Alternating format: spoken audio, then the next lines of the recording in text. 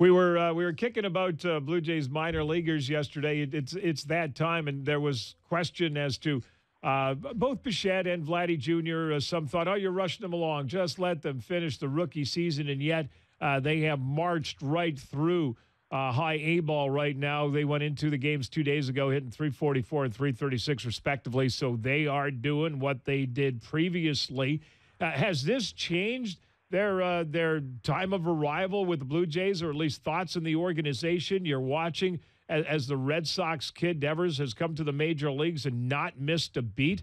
And you don't want to rush guys, but if they can handle it, they can handle it. And so what do you think they think about the future of either one of those guys, like 2018, like sometime around there? Is it possible?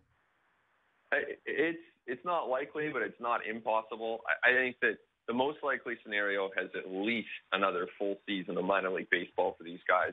So I think the most likely, and even then it's optimistic, would be 2019 at the big league level. And at that point, you're talking about guys who are essentially 20 years old, which is the age that Devers is now. And that would be a tremendous success for the Blue Jays from a player development standpoint if they can get these guys up here in 2019 when they're essentially 20 years old. They still have some hurdles to clear. And so that would start at AA when they're facing advanced competition.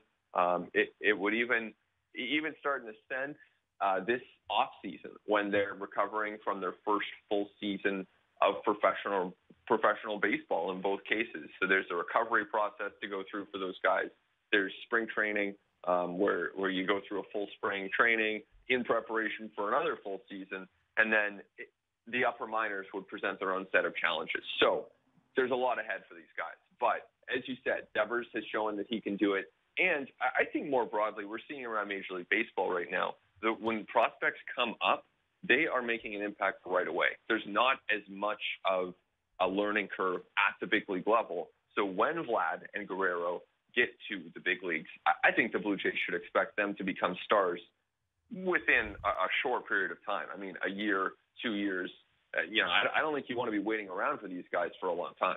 Another name that has come up lately because he has blitzed through the minor leagues this year, although previously he'd had only one decent year hitting, but sometimes it just clicks in.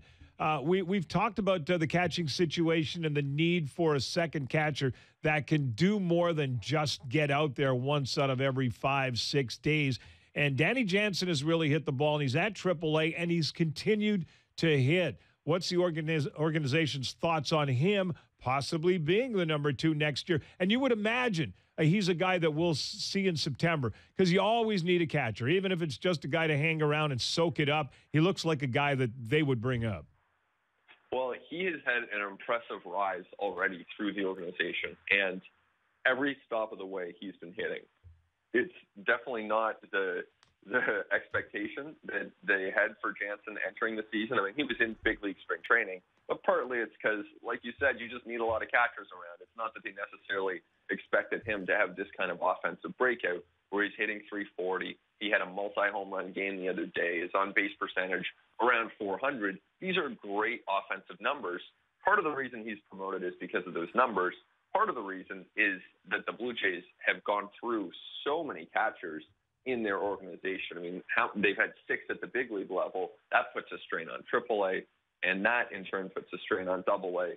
So that's been part of the reason that he's promoted. But he's really risen to the occasion. And I think that the Jays, in my opinion, are likely to find a veteran guy entering next season to go along with Russell Martin so they don't have to count on Danny Jansen. But I do think that we'll probably see Jansen in the big leagues at some point next year.